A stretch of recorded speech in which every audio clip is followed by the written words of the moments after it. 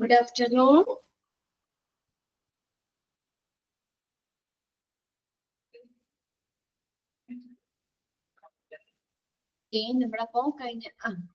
Good afternoon.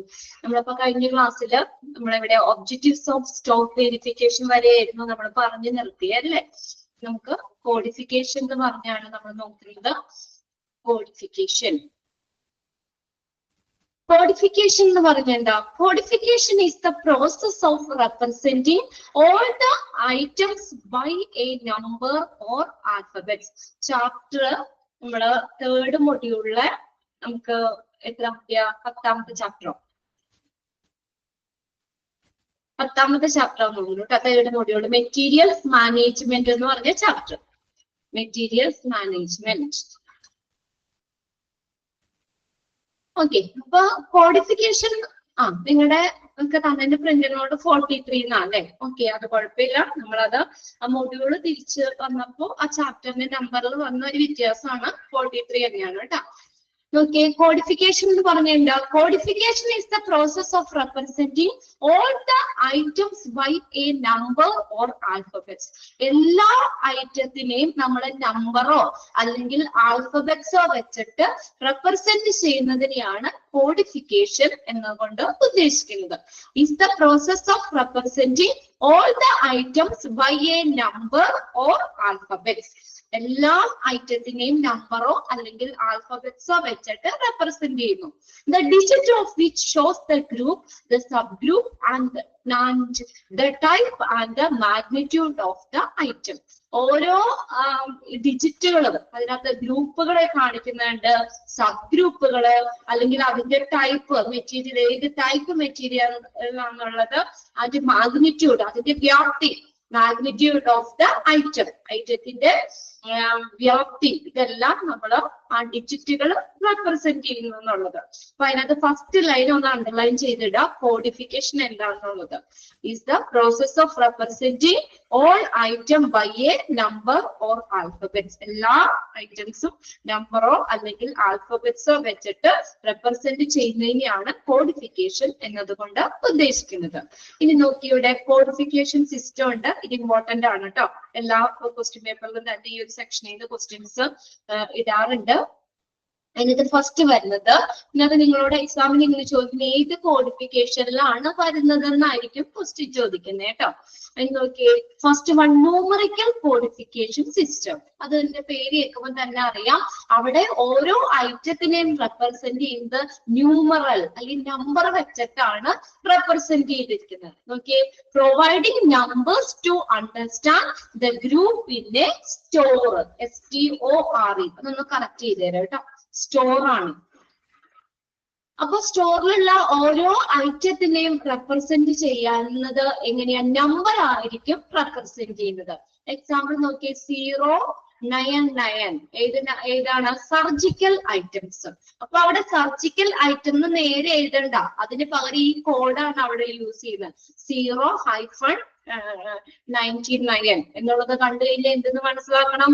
Surgical item ആണെന്ന്. അങ്ങനെ ഓരോന്നും എന്ത് ചെയ്യുന്നു? ഓരോ മെറ്റീരിയൽസിനെയും നമ്മള് ഇങ്ങനെ കോഡ് വെച്ചിട്ട്, അതായത് നമ്പർ വെച്ചിട്ട് റെപ്രസെന്റ് ചെയ്യുന്നതിനെയാണ് ന്യൂമറിക്കൽ കോഡിഫിക്കേഷൻ സിസ്റ്റം എന്ന് പറയുന്നത്.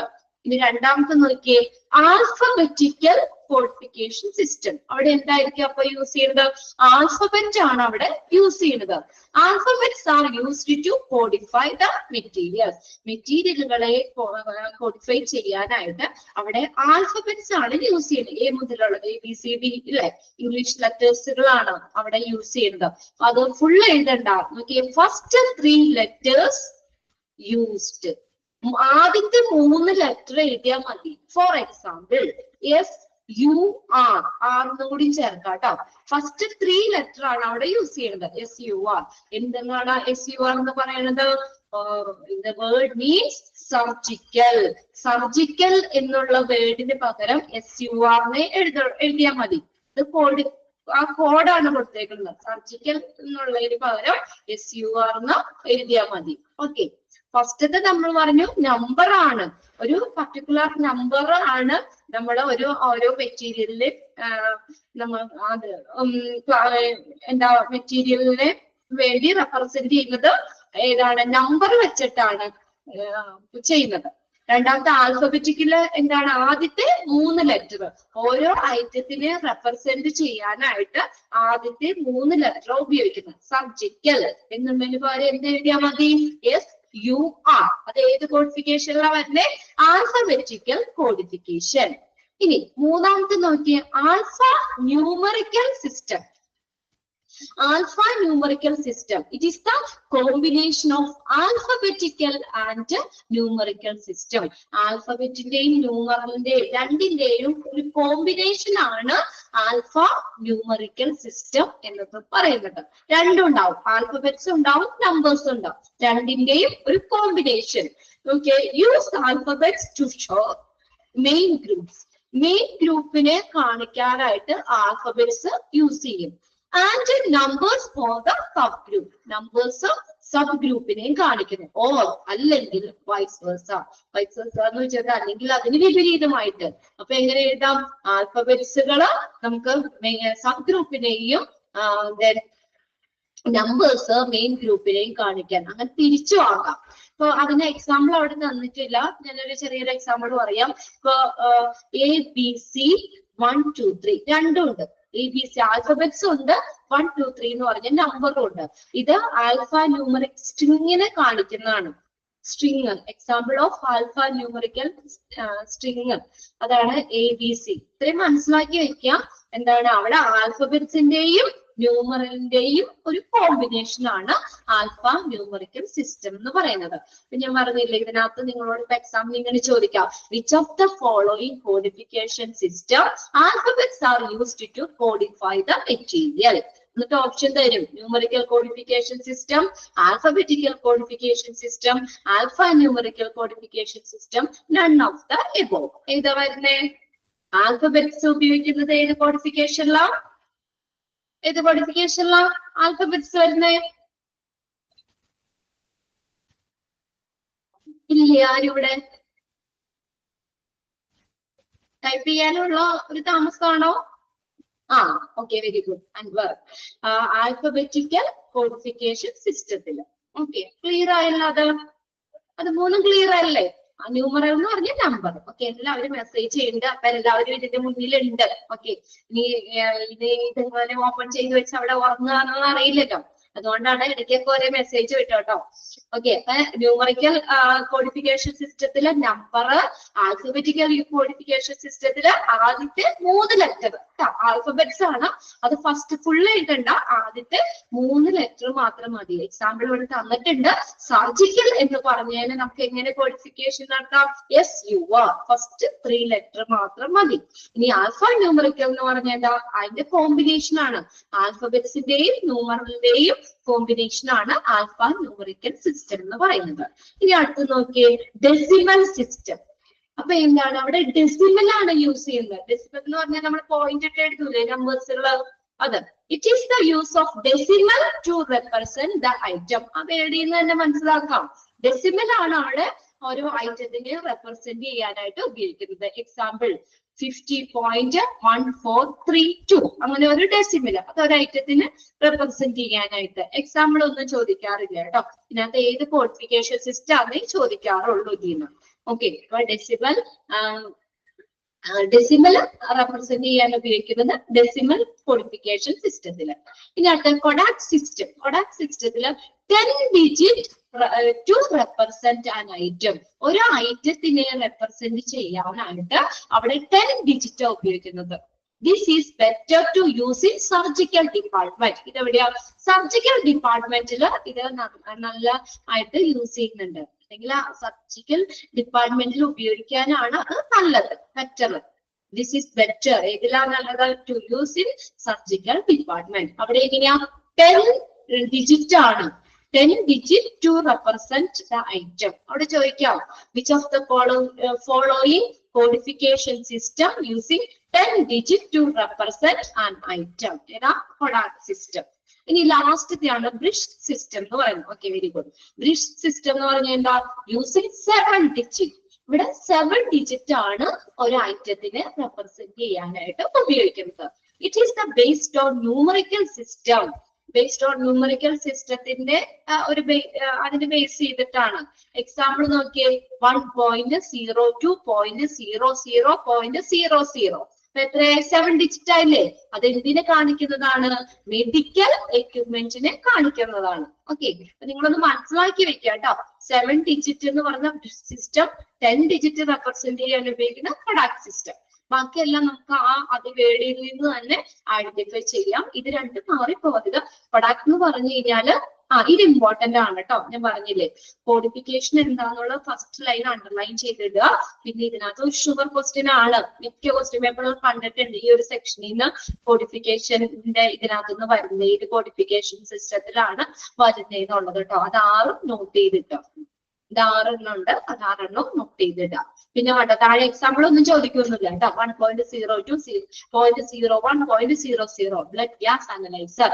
1.02.01.01 model BG83. 1.02.0200 voice apparatus painted model or anaesthetic machine. ഇതൊന്നും ജസ്റ്റ് തന്നുള്ളൂ. നിങ്ങൾ ഇത്രയും മനസ്സിലാക്കി വെക്കുക. 7 ഡിജിറ്റ് ഒരു ഐറ്റത്തിനെ റെപ്രസെന്റ് ചെയ്യാൻ ഉപയോഗിക്കുന്നത് ബ്രിഡ്ജ് സിസ്റ്റത്തിലാണെന്നുള്ളത്. ഓക്കെ, ഇനി ഒരു കാര്യം കൂടി പറയട്ടെ. ഇനി 3 മണി കഴിയുമ്പോഴത്തേക്കും ഓരോരുത്തരെ പതുക്കെ ലെഫ്റ്റ് ആവുന്നതും എന്താ അവർക്ക് തിരക്ക് കാരണോ പിന്നെ ക്ലാസ് ബോറടിച്ചിട്ട് പോണവരുണ്ട്, പിള്ളേരെ വിളിക്കാൻ അങ്ങനെ പോണവരുണ്ട്, അങ്ങനെയുള്ള അത്യാവശ്യം കൊണ്ട് പോകുന്നവരുണ്ട്. എന്തായാലും ഇനി നമുക്ക് അധികം എന്താ ക്ലാസ്സുകളെ നമുക്ക് 1-2 ക്ലാസ് കൊണ്ട് അടുത്ത ക്ലാസ്സിലേക്ക് വേണമെന്നില്ല. എങ്കിലും ഞാനിത് പറഞ്ഞെന്നുള്ളൂ. അടുത്ത ക്ലാസ്സിൽ എന്തായാലും തീർക്കാൻ പറ്റില്ല. നമുക്ക് 1-2 ക്ലാസ് വേണ്ടി വരും. എങ്കിലും ഞാൻ ഇനി ആദർശമായിട്ട് നമുക്ക് എങ്ങാനും എടുക്കാൻ പറ്റുവാണെങ്കിൽ നിങ്ങൾ അടുത്തൊരു ചാപ്റ്ററിന്റെ നോട്ട് ഒന്ന് എടുത്ത് വെച്ചോ, പ്രിന്റ് എടുത്ത് വെച്ചോ കേട്ടോ. അടുത്ത നമ്മൾ എടുക്കുന്നത് ഈ 3rd മൊഡ്യൂളിലെ 13ാമത്തെ ചാപ്റ്റർ ഹോസ്പിറ്റൽ അഡ്മിനിസ്ട്രേഷൻ. അതൊരു ചെറിയ ചാപ്റ്റർ, 4-5 പേജേ ഉള്ളൂ. ചെറിയൊരു ചാപ്റ്റർ ആണ്. അതിന്റെ ഒന്ന് പ്രിന്റ് എടുത്ത് വെച്ചേരെ കേട്ടോ. നിങ്ങളുടെ സമയം പോലെ നിങ്ങളൊന്ന് എടുത്തു വെച്ചോ. വേറെ ഒന്നും കൊണ്ടല്ല, നമ്മൾ ഇതില് നിങ്ങൾ പ്രിന്റ് ഇല്ലാതെ ക്ലാസ്സിൽ ഇരുന്നിട്ട് കാര്യമില്ല. വെച്ചാൽ ഓരോന്നും നമ്മുടെ ഇമ്പോർട്ടന്റ് പ്രത്യേകം നിങ്ങളോട് നോട്ട് ചെയ്തെടുക്കാൻ പറയുന്നത്. നിങ്ങളത് ഒപ്പം തന്നെ ക്ലാസ്സിൽ ഇരിക്കുന്നവര് ഒപ്പം തന്നെ അത് നോട്ട് ചെയ്ത് പോവാൻ വേണ്ടിയിട്ടാണ് കേട്ടോ. അപ്പൊ അതുകൊണ്ട് പ്രിന്റ് എടുത്ത് നിങ്ങൾ വെച്ചാൽ പറ്റുവാണെങ്കിൽ മാത്രം നമുക്ക് തുടങ്ങാം. ഓക്കെ, അപ്പൊ ഇത് നിങ്ങൾക്ക് മനസ്സിലായല്ലോ. കോഡിഫിക്കേഷൻ സിസ്റ്റം, അതിന്റെ 6 തരത്തിലുള്ള ക്ലാസിഫിക്കേഷനും അത് ക്ലിയർ അല്ലേ? ഇമ്പോർട്ടന്റ് ക്വസ്റ്റ്യൻ ആണ് കേട്ടോ. എക്സാമിന് ചോദിക്കുന്ന ഒരു ഇമ്പോർട്ടന്റ് ക്വസ്റ്റ്യൻ ആണ്. ഇനി നോക്കിയ അടുത്ത് എനിക്ക് അതിന്റെ ക്ലാസിഫിക്കേഷൻ ആണ്. Classification of inventory control. Classification of inventory control. Classification norms for classification uses. Norms എന്ന് പറഞ്ഞ ക്രൈറ്റീരിയ, ഒരു മാനദണ്ഡം എന്നാണ് കേട്ടോ. നമ്മുടെ അതിന്റെ യൂസ് അനുസരിച്ച്, ഉപയോഗം അനുസരിച്ച് ക്ലാസിഫിക്കേഷൻ ചെയ്യാനുള്ള ഒരു ക്രൈറ്റീരിയ. ഈ ഓരോ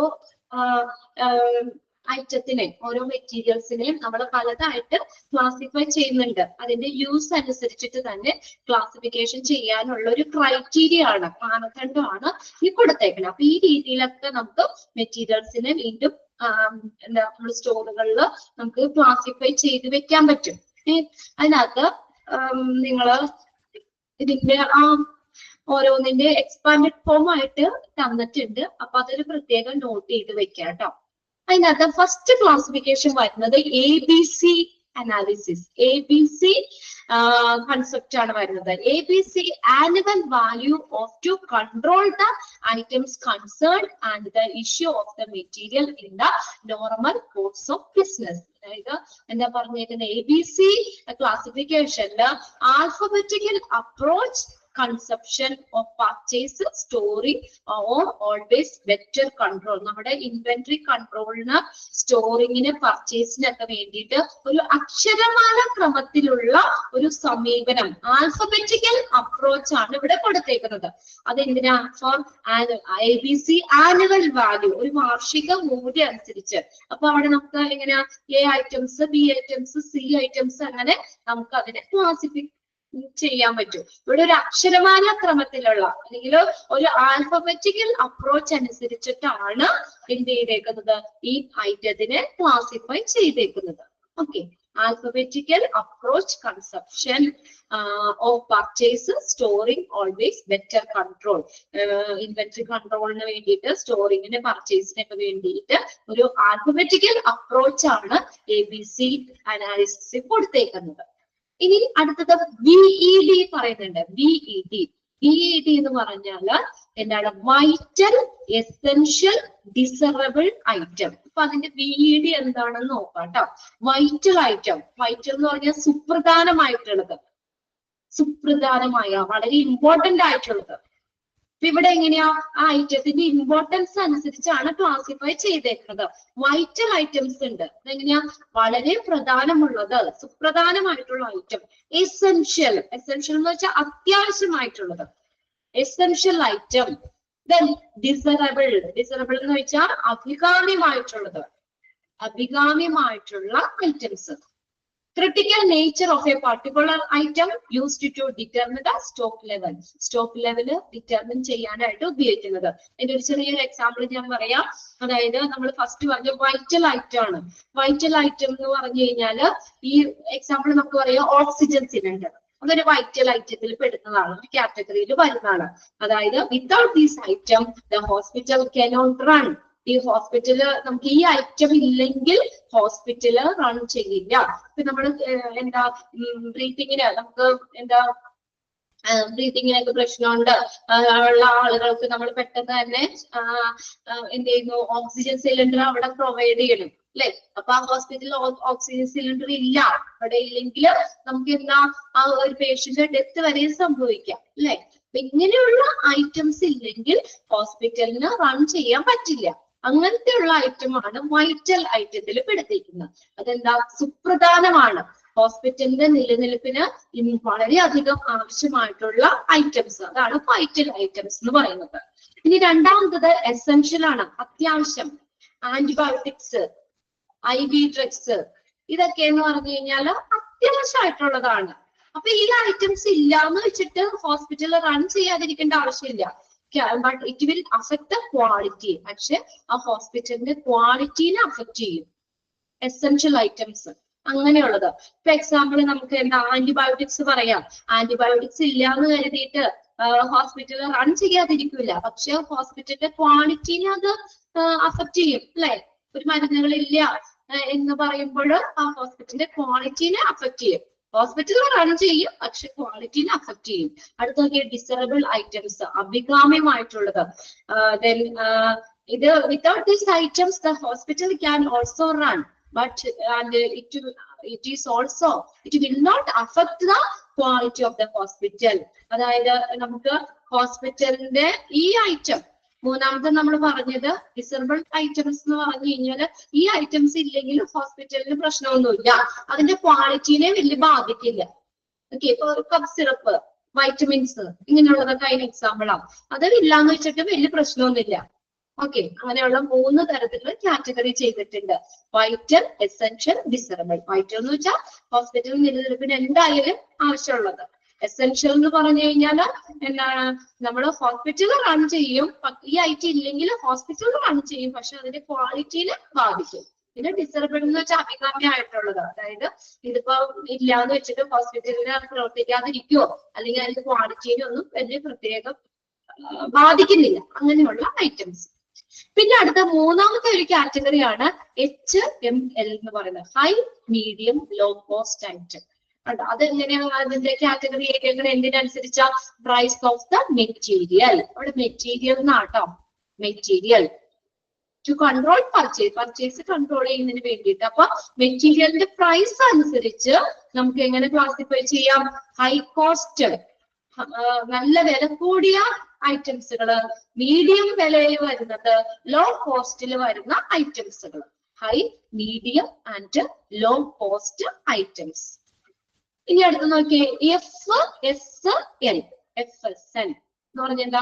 fast moving, slow moving and non moving ഐറ്റംസുകൾ. അപ്പൊ ഐറ്റത്തിന്റെ ഓ ഓക്കെ ഓക്കെ XYZ പറഞ്ഞില്ല അല്ലെ, സോറി. ഇനി അടുത്തത് അടുത്തൊരു കാറ്റഗറി. അപ്പൊ നിങ്ങൾ ശ്രദ്ധിക്കുന്നുണ്ട് കേട്ടോ അല്ലെ, ശ്രദ്ധിക്കുന്ന ആൾക്കാരൊക്കെ ഇവിടെ മെസ്സേജ് അയച്ചിട്ടുണ്ട്. ഓക്കെ, നമ്മുടെ ഇപ്പൊ HML കഴിഞ്ഞിട്ട് അടുത്തത് XYZ ഉണ്ട് കേട്ടോ. ഫോർത്ത് വൺ XYZ ആണ്. XYZ എന്നുള്ളൊരു ക്ലാസിഫിക്കേഷൻ.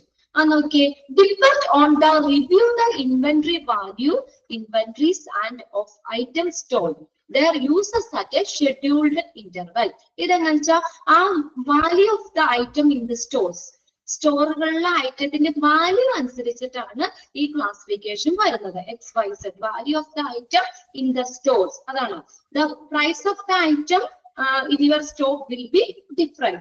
അതായത് നമ്മുടെ ആ സ്റ്റോക്കിലുള്ള ഐറ്റത്തിന്റെ പ്രൈസ് വ്യത്യാസം അനുസരിച്ച്, ഇതുപോലെ പ്രൈസിന് ഇൻവെന്ററി വാല്യൂവിനെ വെച്ചിട്ട് നോക്കിയിട്ടാണ് സ്റ്റോറിലുള്ളത്. X items, Y items, Z item. എന്തിനെ ഡിപ്പെൻഡ് ചെയ്താൽ depending on the review the inventory value. ഇതാണ് items, value of the item in the stores. ഇതാണ് XYZ എന്ന് പറയുന്നത്. അടുത്തത് FSL എന്ന് പറഞ്ഞു കഴിഞ്ഞാല് ഫാസ്റ്റ് മൂവിങ് ഐറ്റംസ് ഉണ്ട്, ദെൻ സ്ലോ മൂവിങ് ഐറ്റംസ് ഉണ്ട്, നോൺ മൂവിങ് ഐറ്റംസ്. അപ്പൊ അതിനകത്ത് നിങ്ങൾക്ക് ഇതിനകത്ത് ഇങ്ങനെ ചോദിക്കാം, FSL എന്താ മീൻ ചെയ്യണേ, അങ്ങനെ വേണമെങ്കിൽ ചോദിക്കാം കേട്ടോ. Fast moving, slow moving, non moving item. Non moving, അവിടെ നോക്കിയേ നിങ്ങളുടെ പ്രിന്റ് നോട്ടില് ഒരു മിസ്റ്റേക്ക് ഉണ്ട്. NON, non moving item. ഐറ്റത്തിന് തന്നെ ബേസ് ചെയ്തിട്ടാട്ടോ ഫാസ്റ്റ് മൂവ് ചെയ്യുന്നത്, സ്ലോ മൂവ് ചെയ്യാത്ത ഐറ്റംസുകൾ, നോൺ മൂവിങ് ഐറ്റംസ്. അടുത്തത് SDE. S എന്ന് പറഞ്ഞ സ്കേർട്സ് ഐറ്റം ആണ്. SCARE, scarce. സ്കേർട്സ് എന്ന് പറഞ്ഞാൽ എന്താ, very very difficult to get it, നമുക്ക് കിട്ടാനായിട്ട് ഭയങ്കര അധികം ബുദ്ധിമുട്ടുള്ള ഐറ്റംസ്. കറക്ഷൻ ആണോ? കറക്ഷൻ പറഞ്ഞത് നോൺ മൂവിങ്. നോക്കി FSL കണ്ടില്ലേ, അതില് നമ്മൾ പറഞ്ഞത് fast moving, slow moving, non moving item. ആ ബ്രാക്കറ്റിന്റെ ഉള്ളിൽ കിടക്കണുണ്ടോ last sentence? Non, NON, non moving item. Okay, ഇനി അടുത്ത SDE എന്ന് പറഞ്ഞ scarce item, difficult item, then E എന്ന് പറഞ്ഞാൽ easy item, easy to get in. അങ്ങനെ മൂന്നെണ്ണം. അതിന്റെ ഒന്ന് അണ്ടർലൈൻ ചെയ്ത് വെച്ചത് കേട്ടോ. അതിന്റെ ഉള്ളിൽ കിടക്കുന്നുണ്ട് S എന്ന് പറഞ്ഞ സ്കേർട്സ്, SCARCE. then D എന്ന് പറഞ്ഞാൽ ഡിഫിക്കൽട്ട്, then E എന്ന് പറഞ്ഞു കഴിഞ്ഞാല് ഈസി. But ഇവിടെ ഒരു ക്ലാസിഫിക്കേഷൻ എന്ന് വെച്ചാൽ നമ്മൾ it is based on the problem based in purchasing. പർച്ചേസിംഗിന്റെ പ്രോബ്ലം വെച്ചിട്ടാണ് ഇവിടെ പറയുന്നത്. നമുക്ക് പർച്ചേസ് ചെയ്യുമ്പോഴേ നമുക്ക് അത്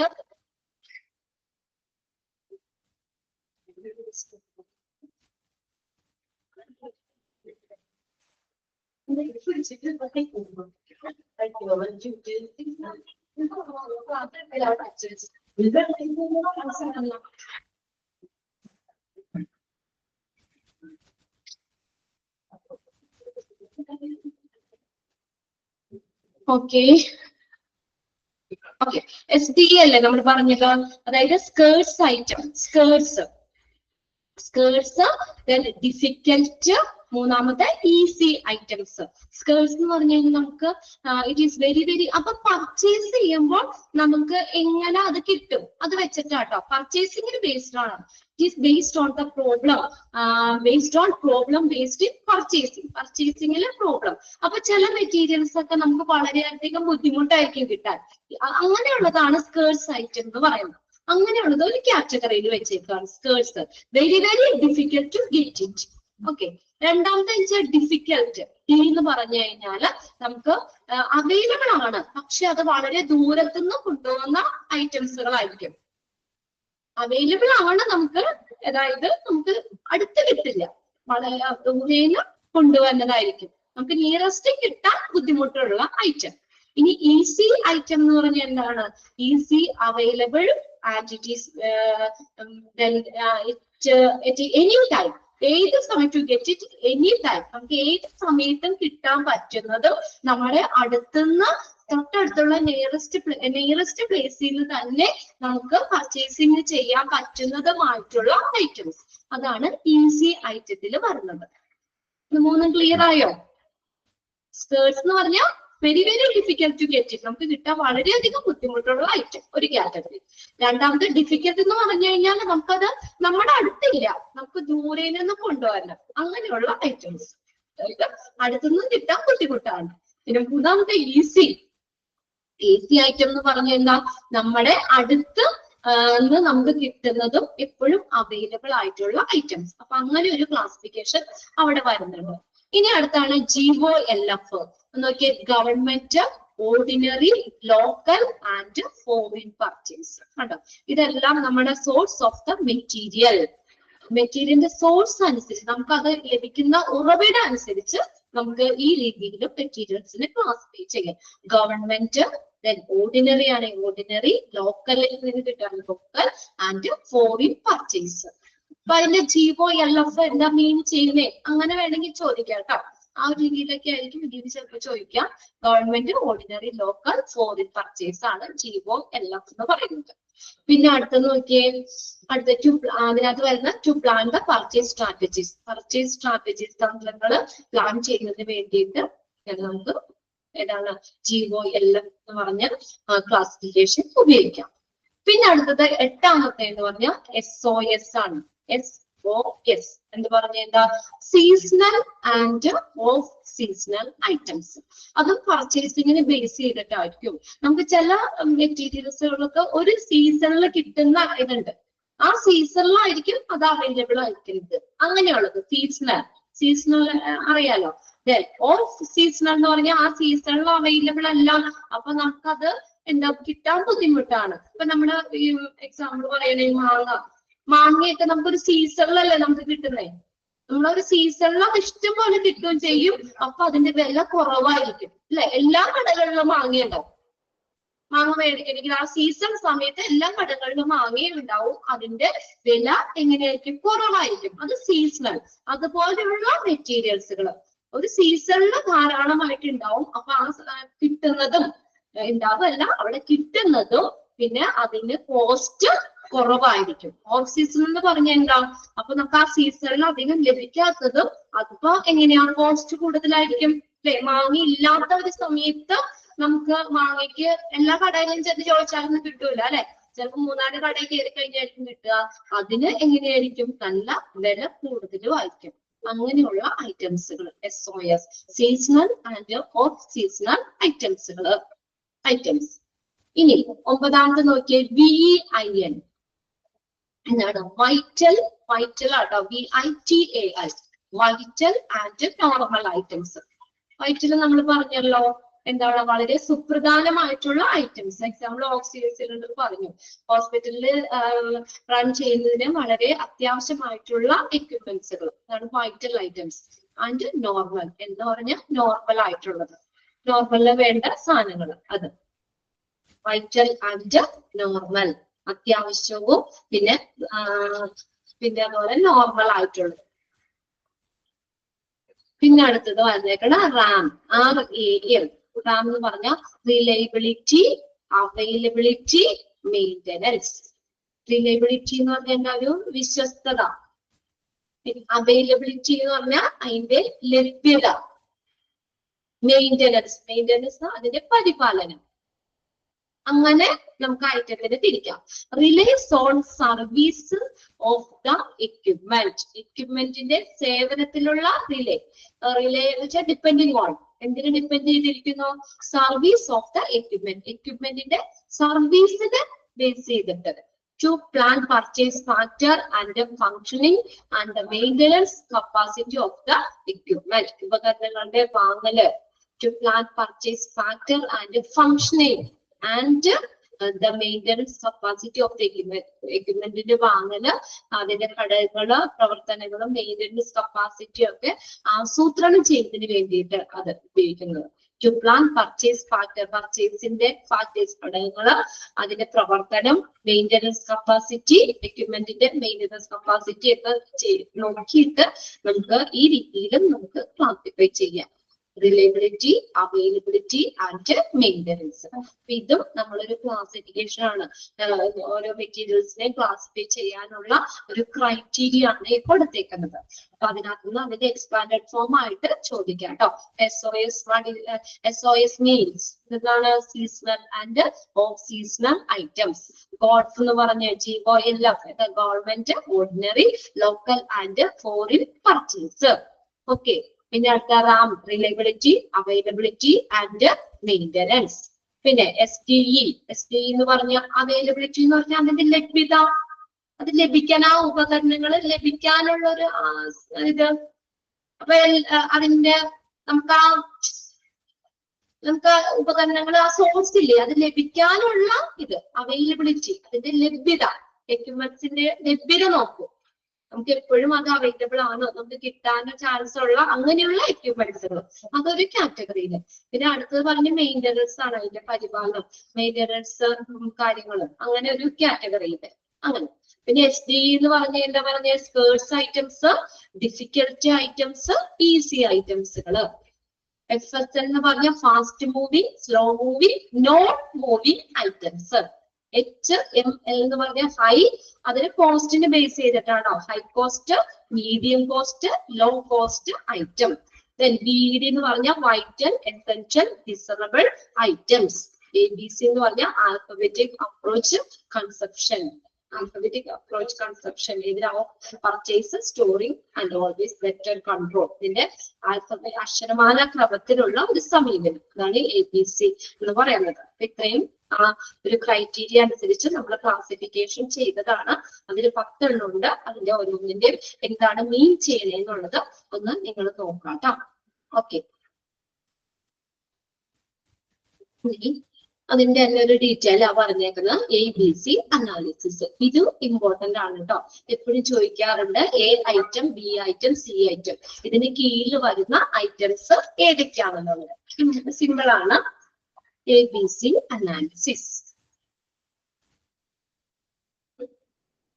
okay.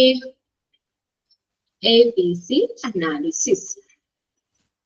Maintain a proper control of inventories.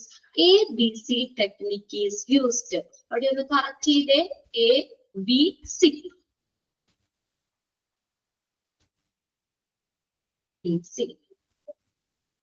Maintain a proper control of inventory. ABC technique is used. അപ്പൊ എന്തിനാ ABC technique യൂസ് ചെയ്യുന്നത്? ഇൻവെന്ററികളുടെ ശരിയായിട്ടുള്ള നിയന്ത്രണം നിലനിർത്തുന്നതിന് വേണ്ടിയിട്ട്.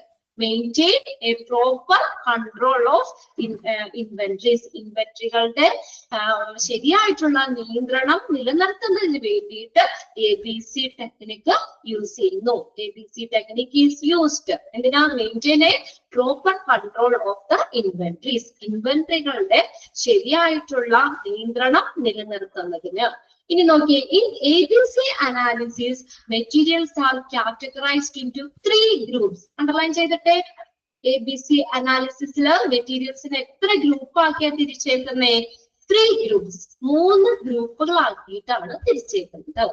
അതിന് നോക്കിയ first A item, B item, C item. Okay, അങ്ങനെ 3 ഗ്രൂപ്പ് ഉണ്ട്. A, B, C.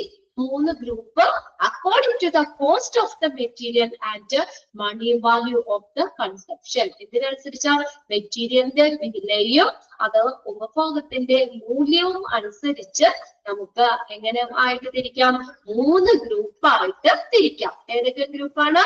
A group ഉണ്ട്, B ഗ്രൂപ്പ് ഉണ്ട്, C ഗ്രൂപ്പ് ഉണ്ട്. എന്തിനെ ബേസ് ചെയ്തിട്ടാ? According to the cost of the material. മെറ്റീരിയലിന്റെ കോസ്റ്റ് അനുസരിച്ച്, എന്റെ വില അനുസരിച്ച്, and the money value of consumption, ഉപഭോഗത്തിന്റെ പണമൂല്യം അനുസരിച്ച് നമുക്ക് ഇതിനെ 3 ആയിട്ട് തിരിക്കാം. ഏതൊക്കെയായിരുന്നു? A, B, C. എന്താ പറഞ്ഞത്? In ABC analysis materials are categorized into 3 groups. A group, B, C. A group, B group, C group. അത് ഫസ്റ്റത്തെ A ഐറ്റം ആണ്. A item, A item, A item. A item എന്ന് പറഞ്ഞു കഴിഞ്ഞാൽ high amount less quantity item. അതൊന്ന് എഴുതി വെച്ച അവിടെ. ഷോർട്ട് ചെയ്ത് ഞാൻ തന്നതാട്ടോ അവിടെ. എ ഐറ്റം എന്ന് ഉദ്ദേശിക്കുന്നത് ഹൈ എമൗണ്ട്, എമൗണ്ട് കൂടുതൽ, ഹൈ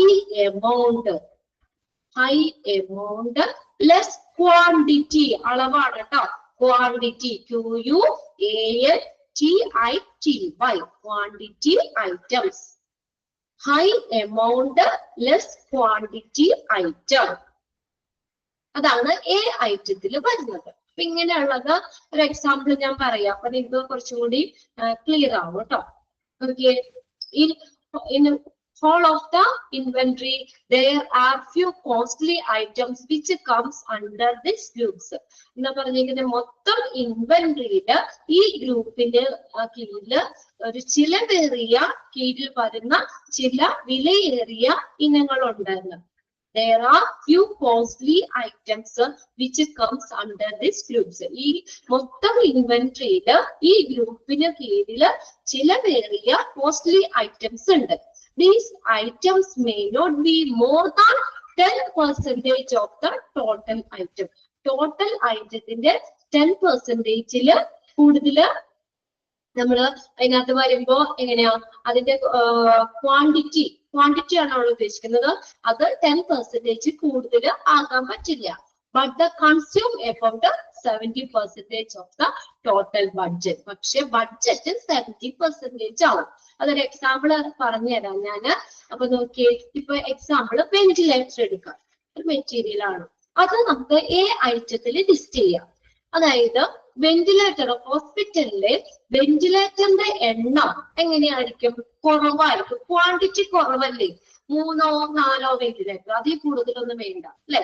1 or 2 ഓരോ ഹോസ്പിറ്റലിനെ ബേസ് ചെയ്തിരിക്കും. 2 or 3 വെന്റിലേറ്റർ ഒക്കെ മതിയാവും. പക്ഷേ അതിന്റെ കോസ്റ്റ് എങ്ങനെയായിരിക്കും? കൂടുതലല്ലേ, ഹൈ കോസ്റ്റ് ആണ്. അപ്പൊ അതിന്റെ ക്വാണ്ടിറ്റി കുറവാണ്, കോസ്റ്റ് കൂടുതലാണ്. മനസ്സിലായോ? അതാണ് ഇവിടെ പറഞ്ഞേക്കുന്നത്. ഇവിടെ നമ്മുടെ ക്വാണ്ടിറ്റി 10% ആണെങ്കിൽ അതിന്റെ കോസ്റ്റ് അതിന് 70% ആയിരിക്കും.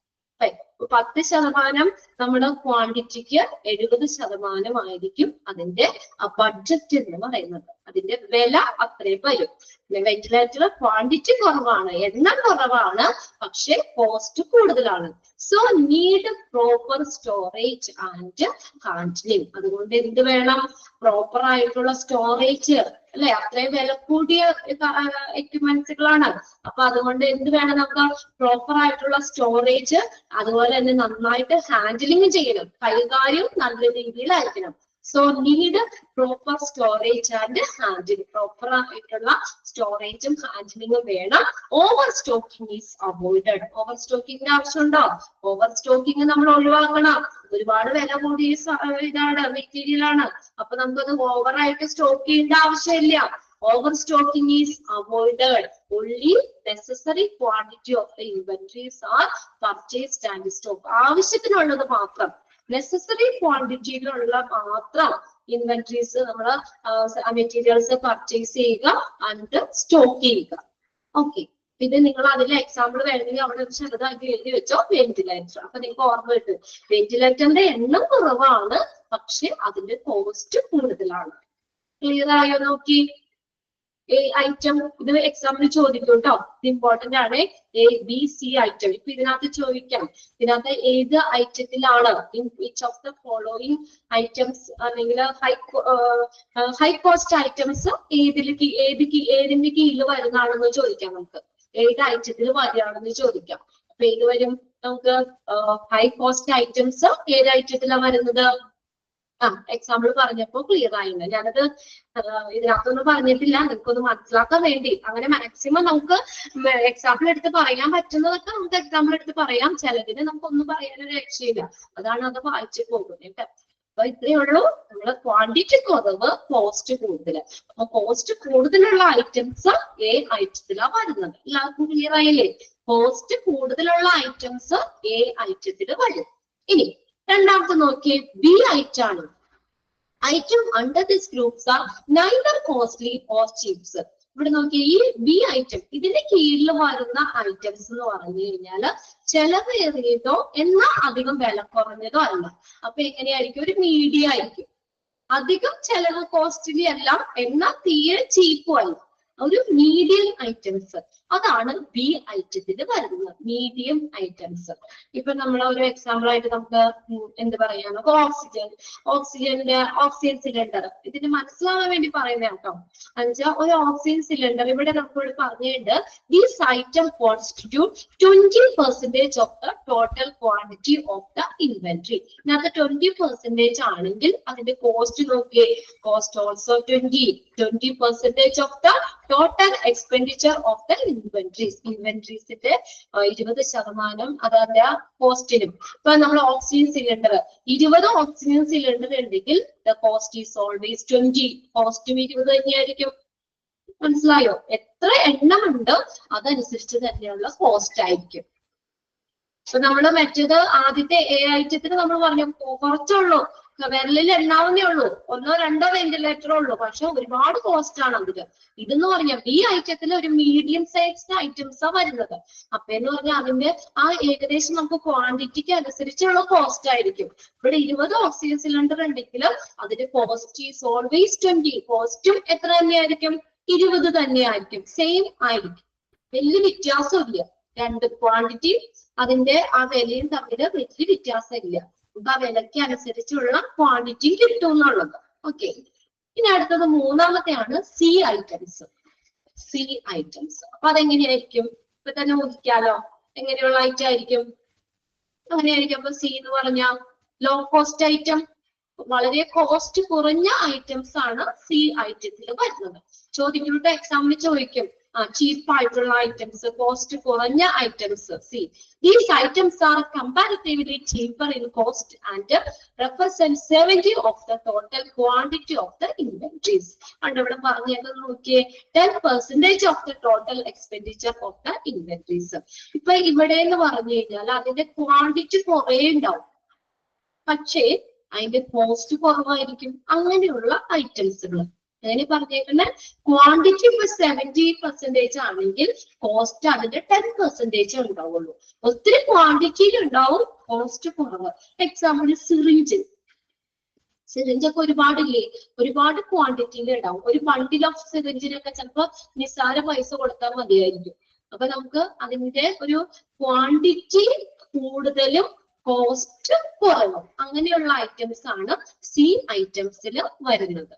ക്ലിയർ ആകുമ്പോഴേക്ക് എ ബി സി 3 ടിക്കറ്റ് വെച്ചോട്ടോ, വളരെ ഇമ്പോർട്ടന്റ് ആണ് ഈ ഒരു സെക്ഷനൊക്കെ.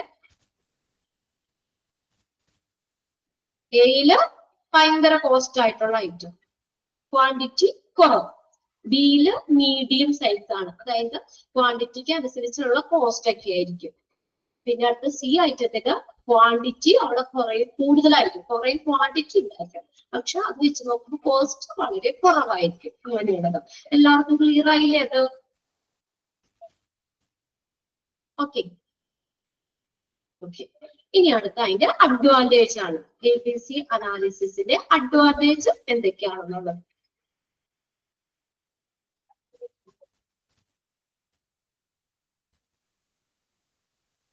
Investment in inventories can be regulated and the fund can be utilized in the best possible manner. നമുക്ക് നോക്കിയേ, അതിന്റെ ഇൻവെന്ററികളുടെ ഒരു നിക്ഷേപം നിയന്ത്രിക്കാനും ഫണ്ടുകള് നല്ല രീതിയിൽ ബെസ്റ്റ് പോസിബിൾ മാനർ, നല്ല രീതിയിൽ അല്ലെങ്കിൽ മികച്ച രീതിയിൽ ഉപയോഗിക്കാനും കഴിയും. Investment in inventories can be regulated. ആ ഇൻവെന്ററികളുടെ ഇൻവെസ്റ്റ്മെന്റ് നമുക്ക് നിയന്ത്രിക്കാൻ പറ്റും. അതുപോലെ ഫണ്ട് നമുക്ക് ഏറ്റവും മികച്ച രീതിയിൽ തന്നെ ദുർവിനിയോഗം ഒന്നും ചെയ്യാതെ അല്ലെങ്കിൽ പാഴാക്കാതെ ഫണ്ടുകള് മെച്ചപ്പെട്ട അല്ലെങ്കിൽ മികച്ച രീതിയിൽ ഉപയോഗിക്കാനും കഴിയും. രണ്ടാമത്തെ നോക്കിയേ, scientific and selective control helps in the maintenance of the high stock turnover rate. ഇവിടെ പറഞ്ഞേക്കുന്നത് ഉയർന്ന ടേൺ ഓവർ റേറ്റ് നിലനിർത്തുന്നതിന് നമുക്കൊരു സയന്റിഫിക്, ശാസ്ത്രീയമായതും തിരഞ്ഞെടുക്കപ്പെട്ടതുമായിട്ടുള്ള ഒരു നിയന്ത്രണം നമുക്ക് എന്ത് ചെയ്യുന്നു, സഹായിക്കുന്നു എന്നുള്ളത്. High stock turn over rate എന്ന് പറഞ്ഞു കഴിഞ്ഞാല് നമ്മളത് എന്താ എല്ലാരും ഒരു കൺട്രോൾഡ് ആയിരിക്കുമല്ലോ.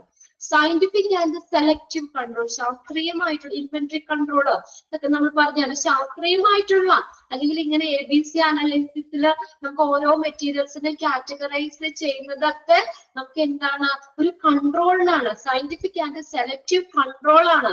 അത് എന്തിനു സഹായിക്കുന്നു? Helps in the maintenance of the high stock turn over rate. Turn over rate, അതിന്റെ ആ റേറ്റുകളൊക്കെ മാറുന്നതും, അല്ലെങ്കിൽ നല്ല ഇത് കൂടുതൽ സ്റ്റോക്കിങ് വന്നിട്ടുള്ള ആ റേറ്റ്, അതൊക്കെ നമുക്ക് മെയിൻ്റെനൻസ് ചെയ്യാനും ഒക്കെ അത് സഹായിക്കുന്നു എന്നുള്ളത്. പിന്നെ മൂന്നാമത്തെ, it helps in maintaining enough stock. ആവശ്യമായിട്ടുള്ള സ്റ്റോക്ക് മെയിൻറ്റെയിൻ ചെയ്യാനും എന്ത് ചെയ്യുന്നു? ABC അനാലിസിസ് ഹെൽപ്പ് ചെയ്യുന്നു. It helps in maintaining enough stock. ആവശ്യത്തിനുള്ള സ്റ്റോക്ക് നിലനിർത്താനും ABC അനാലിസിസ് ഹെൽപ്പ് ചെയ്യുന്നു, അല്ലെങ്കിൽ അതിന്റെ ഒരു അഡ്വാൻറ്റേജ് ആണ്. അത് മൂന്നും ഒന്ന് വായിച്ചു വെച്ചേക്കാം കേട്ടോ. ഇനി അടുത്ത ഒരു കാര്യം കൂടി കഴിഞ്ഞിട്ട് നമുക്ക് നിർത്താം. Job summary of store keeper. Store കീപ്പറിന്റെ ജോബ് സമ്മറി ഒന്ന് വെറുതെ വായിച്ചു പോണേ ഉള്ളൂ, അതൊന്നും അങ്ങനെ ചോദിച്ചു കണ്ടിട്ടില്ല കേട്ടോ. ജോബ് എന്നത് ഒന്ന് മനസ്സിലാക്കി വെക്കണം. ഇമ്പോർട്ടൻറ്റ് സെക്ഷൻ എന്ന് പറയുന്നത് നന്നായിട്ട് വായിച്ചു പഠിക്കാനും മറ്റേതൊക്കെ ഒന്ന് വായിച്ച് മനസ്സിലാക്കാനും വേണ്ടിയുള്ളതാണ് കേട്ടോ. Job summary of a store keeper.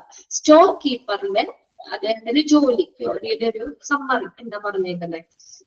Keep receipt, records and withdrawal of the stock room.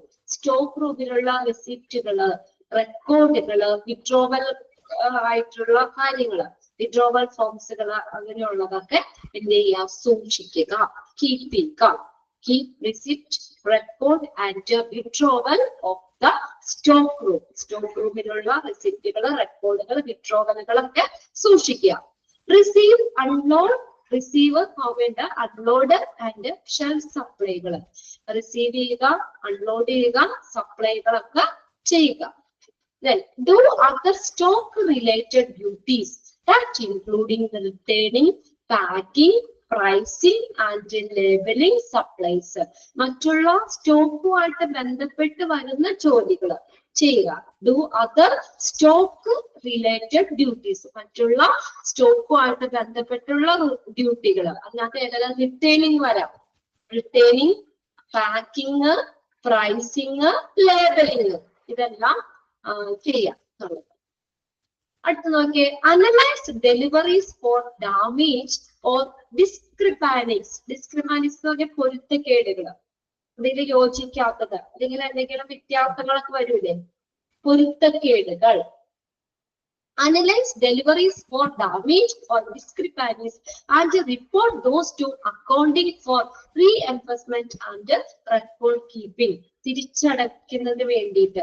അപ്പൊ ഇങ്ങനെ എന്തെങ്കിലും ഡാമേജുകള്, ഡെലിവറികളിലുള്ള ഡാമേജുകള്, അല്ലെങ്കിൽ നമ്മൾ പറഞ്ഞതിനേക്കാളും കൂടുതലോ അല്ലെങ്കിൽ കുറവോ അങ്ങനെ ഡെലിവറിയിലൊക്കെ എന്തെങ്കിലും പൊരുത്തക്കേടുകളൊക്കെ ഉണ്ടെങ്കിൽ അപ്പോൾ തന്നെ അത് റിപ്പോർട്ടിംഗ് ടു അക്കൗണ്ടിങ്, അക്കൗണ്ടിങ് ഡിപ്പാർട്ട്മെന്റിലേക്ക് അയക്കണം. എന്തിനു? For reimbursement and record keeping. അതിനെ തിരിച്ചടയ്ക്കുന്നതിനും അതിന്റെ റെക്കോർഡ് കീപ്പ് ചെയ്യുന്നതിനും ഒക്കെ വേണ്ടിയിട്ട് അവിടെ അക്കൗണ്ട് ഡിപ്പാർട്ട്മെന്റിലേക്ക് അയക്കുക. ഡെലിവറികളുടെ ഡാമേജുകള്, പൊരുത്തക്കേടുകള്, ഇതൊക്കെ അനലൈസ് ചെയ്യുക, മനസ്സിലാക്കുക, വിശകലനം ചെയ്യുക. Analyse deliveries for damage or discrepancies and report. അത് എന്ത് ചെയ്യണം? ഇങ്ങോട്ടാണ് അക്കൗണ്ടിംഗ് ഡിപ്പാർട്ട്മെന്റിലേക്ക് അത് റിപ്പോർട്ട് ചെയ്യണം. എന്തിനു വേണ്ടിയാ? For reimbursement and record keeping. തിരിച്ചടയ്ക്കുന്നതിനും അതുപോലെ തന്നെ അതിന്റെ റെക്കോർഡുകൾ സൂക്ഷിക്കുന്നതിനൊക്കെ വേണ്ടിയിട്ട് അക്കൗണ്ട് ഡിപ്പാർട്ട്മെന്റിലേക്ക് അത് റിപ്പോർട്ട് ചെയ്യുകയും ചെയ്യണം. പിന്നെ അടുത്ത rotate stock and coordinate the disposal of surplus. Rotate stock rotate ചെയ്യുക. അതായത് തീരുന്നതിന് അനുസരിച്ച് നമ്മൾ സ്റ്റോക്ക് അവിടെ ഇൻസ്റ്റാൾ ചെയ്യണമല്ലോ, പുനഃസ്ഥാപിക്കണം. നമ്മൾ സ്റ്റോക്കുകൾ എടുത്ത് തീരുന്നതിന്റെ അനുസരിച്ച് എന്ത് ചെയ്യണം? അവിടെ നമ്മളത് അവിടെ കീപ്പ് ചെയ്യണം. And coordinate the disposal of surplus. Surplus എന്ന് വെച്ചാൽ മിച്ചം, അല്ലെങ്കിൽ ലാഭം. മിച്ചം വരുന്നതിന്റെയൊക്കെ ഡിസ്പോസൽ അതൊക്കെ കോർഡിനേറ്റ് ചെയ്യുകയും ചെയ്യുക. Coordinate the disposal of scalpels. മിച്ചം വരുന്നതിന്റെയൊക്കെ അതിന്റെയൊക്കെ ഒരു ഡിസ്പോസൽ, അത് നമ്മൾ ഡിസ്പോസ് ചെയ്യാന്ന് വെച്ചാൽ എന്താ? നിർമ്മാർജ്ജനം ചെയ്യുക. അതൊക്കെ കോർഡിനേറ്റ് ചെയ്യുക. Ensure adequate record keeping and manage all documentation, to confirm proper stock level and keep inventory control. Ensure adequate record keeping. അതായത് പറഞ്ഞേക്കുന്നത് എൻഷുർ ചെയ്യാന്ന് വെച്ചാൽ എന്താ, ഉറപ്പുവരുത്തുക. ആഡിക്വേറ്റ് എന്ന് വെച്ചാൽ മതിയായ. Ensure adequate record keeping and manage all documentation to confirm proper stock level and keep inventory control. Inventory control നിലനിർത്തുന്നതിനും ശരിയായിട്ടുള്ള സ്റ്റോക്ക് ലെവല് കൺഫേം എന്ന് സ്ഥിരീകരിക്കുന്നതിനും ഇൻവെന്ററി കൺട്രോള് നിലനിർത്തുന്നതിനും ശരിയായിട്ടുള്ള സ്റ്റോക്ക് ലെവല് സ്റ്റോക്ക് അത് കൺഫേം ചെയ്യാന്ന് വെച്ചാൽ സ്ഥിരീകരിക്കുന്നതിനും അതിന് ആവശ്യപ്പെട്ട അതിന് മതിയായിട്ടുള്ള റെക്കോർഡുകൾ ഉറപ്പാക്കുകയും എല്ലാ ഡോക്യുമെന്റേഷനുകളും എന്ത് ചെയ്യുക, മാനേജ് ചെയ്യുക അല്ലെങ്കിൽ നിയന്ത്രിക്കുകയും ചെയ്യുക. ആൻഡ് മാനേജ് ഓൾ ഡോക്യുമെന്റേഷൻ, എല്ലാ ഡോക്യുമെന്റേഷനും എന്ത് ചെയ്യുക, മാനേജ് ചെയ്യുക. അപ്പൊ എന്താ പറഞ്ഞേക്കുന്നത്, ഇൻവെന്ററി കൺട്രോള് സംരക്ഷിക്കുന്നതിനും പ്രോപ്പർ ആയിട്ടുള്ള സ്റ്റോക്ക് ലെവല് സ്ഥിരീകരിക്കുന്നതിനും അതിന് മതിയായിട്ടുള്ള റെക്കോർഡുകൾ സൂക്ഷിക്കുകയും എല്ലാ ഡോക്യുമെന്റേഷനുകളും എന്ത് ചെയ്യുക, മാനേജ് ചെയ്യുകയും ചെയ്യുക. ലാസ്റ്റ് പോയിന്റ്, കോർഡിനേറ്റ് ചെയ്യുക. Coordinate the handling of freight. Freight എന്ന് പറഞ്ഞ് ചരക്ക് എന്നുള്ളത്. Freight, ചരക്ക്. Coordinate the handling of freight, the movement of equipment and necessary minor repairs. ഇത് കോർഡിനേറ്റ് ചെയ്യണം. ഹാൻഡിലിംഗ് ഓഫ് ഫ്രൈറ്റ്, ചരക്കുകള് അതിനെ ഏകോപിപ്പിക്കുക. the movement, equipmentsന്റെ മൂവ്മെന്റ്, നെസസറി മൈനർ, അത്യാവശ്യപ്പെട്ട ചെറിയ ചെറിയ റിപ്പയറുകൾ, ഇതെല്ലാം കോർഡിനേറ്റ് ചെയ്യുക. ഇത്രയും പോയിന്റ്സുകൾ ജോബ് സമ്മറിയിൽ വരുന്നതാണ്. സ്റ്റോർ കീപ്പറിന്റെ ജോബ് സമ്മറി. അതൊന്ന് വായിച്ച് നിങ്ങളൊന്ന് മനസ്സിലാക്കി വെക്കുക കേട്ടോ. ഇനിയിപ്പൊ അഥവാ ഇങ്ങനെ ചോദിക്കുകയാണെങ്കിൽ അതിനകത്ത് വരുന്നതാണോ എന്നൊന്ന് ഐഡന്റിഫൈ ചെയ്യാനായിട്ട് നിങ്ങൾ എന്തായാലും പഠിച്ചിരിക്കണം. ഓക്കെ, ജോബ് സമ്മറിയാണ് നമ്മൾ പറഞ്ഞത്.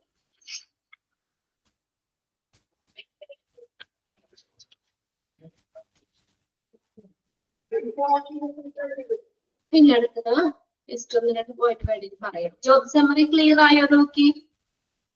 ഏതെങ്കിലും പോയിന്റ് പറയേണ്ടതുണ്ടോ?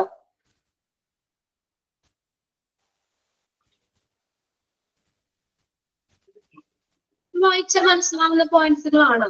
ചെറിയ ചെറിയ പോയിന്റ്സ് ആയിട്ട് തന്നേക്കുന്നുള്ളൂ.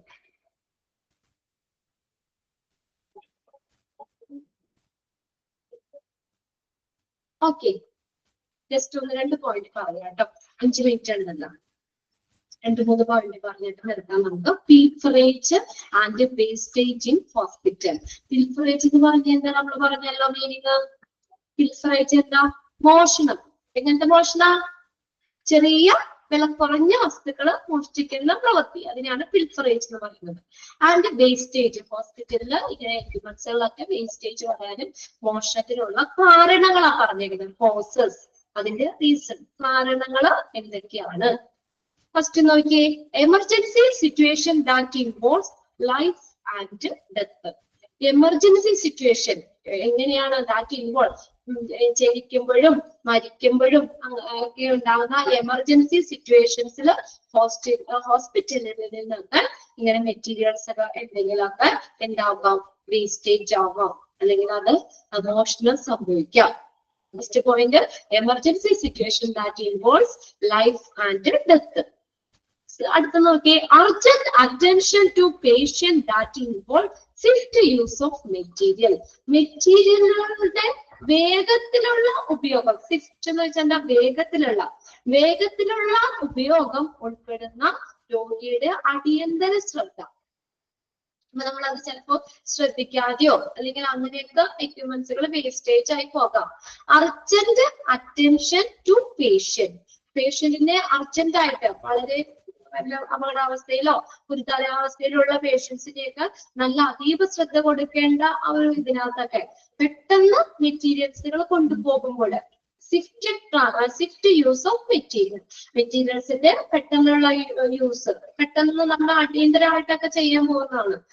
അടിയന്തരമായിട്ടുള്ള അതിന് അർജന്റ് അറ്റൻഷൻ കൊടുക്കുന്ന കേസുകളാണ്. അപ്പൊ നമ്മൾ ചിലപ്പോൾ എന്താ കൊണ്ടുപോകുമ്പോഴൊക്കെ ശ്രദ്ധിക്കാതെയോ എന്തെങ്കിലും വേസ്റ്റ് ആയി പോകുമോ അല്ലെങ്കിൽ അങ്ങനെയൊക്കെ സംഭവിക്കാം.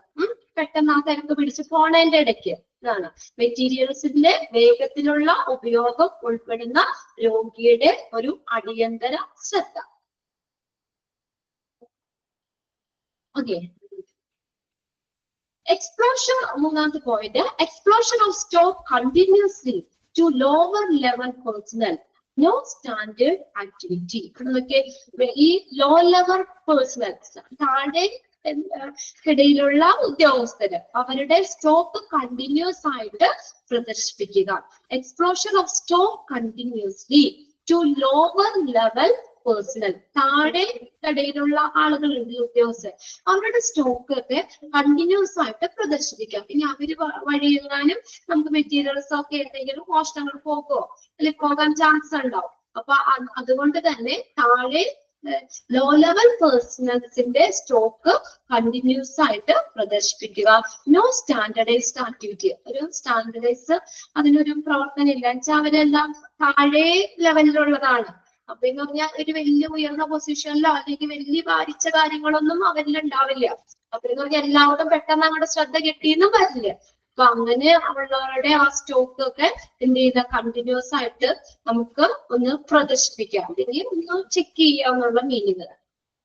ഓക്കെ, പിന്നെ അടുത്ത് പറഞ്ഞേക്കുന്നത് ടു മെനി ഓട്ടോണമസ് യൂണിറ്റ്, നിരവധി സ്വയംഭരണ യൂണിറ്റുകൾ. ഒരു യൂണിറ്റ് മാത്രമാണെങ്കിൽ നമുക്ക് ആ യൂണിറ്റിനെ നമുക്ക് കോൺസെൻട്രേറ്റ് ചെയ്താൽ മതി. അപ്പൊ അവരുടെ വേസ്റ്റേജ് ആവുന്നതോ മെറ്റീരിയൽസ് മോഷണം സംഭവിക്കുന്നതോ ഒക്കെ നമുക്ക് ഐഡന്റിഫൈ ചെയ്യാം.